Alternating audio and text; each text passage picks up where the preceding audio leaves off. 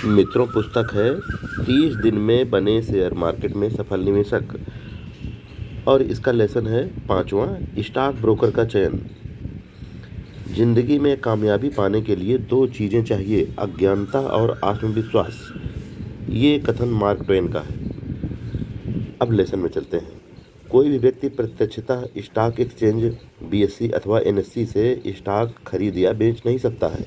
इसलिए stock exchange तक हमारे स्टॉक खरीदने या बेचने के ऑर्डर को किसी स्टॉक ब्रोकर द्वारा ही पूरा किया जाता है।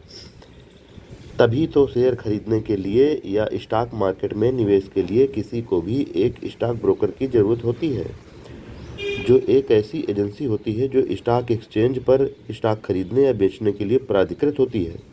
उदाहरणार्थ शेर Khan, angel broking, ICICI direct, India bulls, Ventura, etc. Demat account.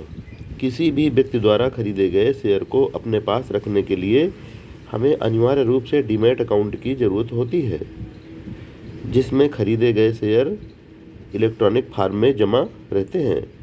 लेकिन जब इसे बेचा जाता है तो इसे बेचने पर भी इस अकाउंट से डेबिट कर दिए जाते हैं। प्रायः हर एक बार यही सिलसिला चलता रहता है। Trading account. किसी भी शेयर को खरीदने या बेचने का काम ट्रेडिंग अकाउंट की मदद से ही किया जाता है, जिसमें हमें एक यूजर आईडी और पासवर्ड मिलता है। प्रायः इसकी मदद से ही हम लोग स्टॉक ब्रोकर के सॉफ्टवेयर या सिस्टम का उपयोग करके कोई भी स्टॉक खरीदने अथवा बेचने का ऑर्डर देते हैं। ब्रोकर्स। स्टॉक ब्रोकर अपनी सेवाओं के बदले आपसे जो फीस लेता है उसे ब्रोकर्स कहा जाता है। इसलिए आप जब भी अपने स्टॉक ब्रोकर का चुनाव करें तो स्टॉक ब्रोकर द्वारा दी जाने वाली सेवाओं तथा उसके ब्रोकर्स की तुलना बाजार में उपलब्ध अन्य स्टॉक ब्रोकर से ज़रूर करें, ताकि आपको कम फीस देनी पड़े और सेवा भी अपेक्षाकृत बेहतर मिले। अमूमन स्टॉक मार्केट में निवेश की शुरुआत करने वाले नए निवेशक के मन में कई तरह के अजीबोगरीब सवाल उठते रहते हैं, जिनमें से एक प्रमुख सवाल यह है कि उसके पास न्यूनतम कितने पैसे होने चाहिए। दूसरा सवाल यह कि क्या बैंक अकाउंट जैसे मिनिमम बैलेंस की तरह स्टॉक मार्केट में भी मिनिमम अकाउंट जमा करने की ज़रूरत है। आपको पता होना चाहिए कि स्टॉक मार्केट में निवेश के लिए न्यूनतम धनराशि जैसी कोई लिमिट नहीं होती है, बल्कि आप 100 रुपये या 500 रुपये से भी शेयर खरीदना चाहें तो बेशक खरीद सकते हैं। रही बात डीमैट अकाउंट या ट्रेडिंग अकाउंट में मिनिमम बैलेंस रखने की, तो जान लीजिए कि डीमैट अकाउंट में सिर्फ शेयर या स्टॉक जमा होते हैं, पैसे नहीं। लिहाजा डीमैट अकाउंट में कम या अधिक पैसे रखने का कोई सवाल ही नहीं पैदा होता।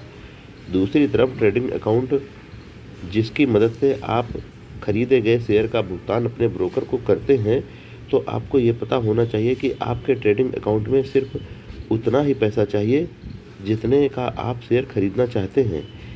यहाँ भी स्टॉक ब्रोकर ट्रेडिंग अकाउंट में किसी तरह की मिनिमम अकाउंट बैलेंस मेंटेन करने की बात नहीं करते हैं। मित्रों, ये तो डीमैट अकाउंट हुआ और ट्रेडिंग अकाउंट अपने ब्रोकर के पास होता है। आपको इसमें पैसे रखने होते हैं।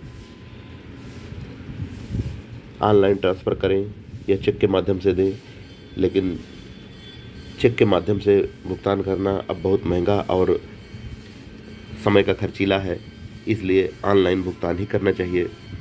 आपको हमेशा ऑनलाइन प्लेटफार्म ही उपयोग में लाना चाहिए, जैसे फ़ोनपे, गूगल पे, भीम ऐप आदि। इससे पैसा सेकंडों में आपके ट्रेडिंग अकाउंट में पहुंच जाता है और सेकंडों में आप अपने मनपसंद शेयर खरीद पाते हैं। और जो भी शेष बैलेंस बचा रहता है आपके ट्रेडिंग अकाउंट में, वह तिमाही सेटलमेंट के दौरान आपके बैंक अकाउंट में ब्रोकर वापस भेज देते हैं। हो सकता है हमें थोड़े दिनों बाद मंथली सेटलमेंट भी देखने को मिले कि जो भी आपके ट्रेडिंग अकाउंट में मिनिमम बैलेंस बचा हुआ है, मिनिमम मैक्सिमम कुछ भी बचा हुआ है, वह मंथ के एंड में आपके बैंक अकाउंट में भेज दिए जाएं। जय हिंद फ्रेंड्स।